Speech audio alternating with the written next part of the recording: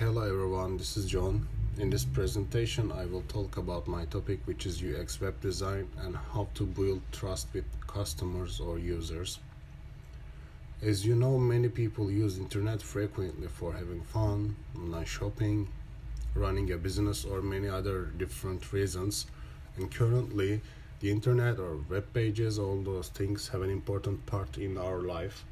However, just like real life, surfing in the web pages, as you know, has its own risks like hacking, online fraud, malwares. That's why, as we all know, the internet is not a quite safe area, especially if you would like to use an e-commerce. About this, Coles and Smart 2011 points out cybercrime continues to have a negative influence upon the uptake and acceptance of e-commerce by users. Besides, Coles and Smart 2011 believe that a great deal of responsibility for reinforcing trust in consumers lies with the web developers. Personally, I believe that a good UX designer websites may build a trust with customers and break down the prejudices. That's what I will try to find out, and my research will be a qualitative research. Now I will talk about which methods I will use for data collection. My first method will be interview. Why I chose this method?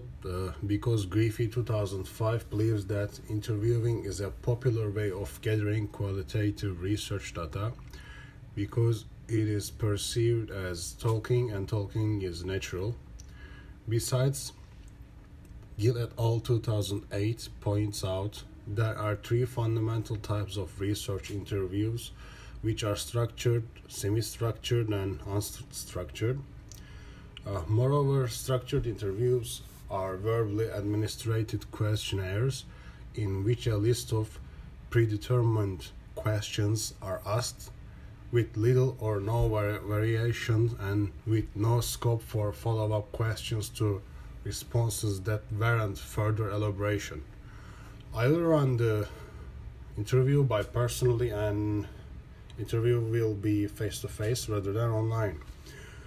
My questions are not clear yet, but I may ask some questions like interviewees' opinion about e-commerce, their experience with e-commerce, reasons for if they have ever or never tried to use e-commerce, and how much do they trust.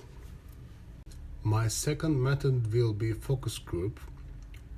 And about focus group, Gill et al. 2008 points out focus groups are used for generating information on collective views and the meanings that lie behind those views. In my focus group, I will ask participants to do surfing in e-commerce websites which I choose and not as popular as famous e-commerce websites such as Alibaba, eBay, Amazon. In the end, I will ask the participants to give some points from 1 to 10 to those websites in the context of trust and security feeling with reasons. In my second group, I will select all people who have never used any e-commerce websites and doesn't even know the name of popular websites such as Alibaba, eBay. For example, I will ask them try to surf on eBay first, then I will ask them to surf on another unpopular e-commerce website which I will find. After this experience, I will ask them which one was looking secure or which one's experience was make them feel safe.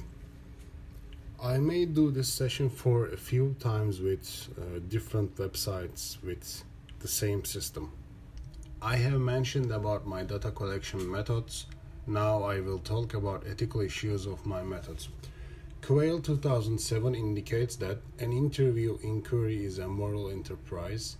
Besides, moral issues concern the means as well as the ends of an interview inquiry. Homan 1997 believes that ethical considerations for focus groups are the same as for most other methods of social research. Besides, Gibbs 1997 points out an ethical issue to consider in the case of focus groups is the handling of sensitive material and confidentiality, given that there will always be more than one participant in the group. So in the end, I will share my notes and documents with participants before I use and ask their permission. The reason for showing and checking with them is for proving them I only recorded and transcribed what they said, and I didn't add anything extra or distorted the facts. This is the end of my presentation. Thank you for listening.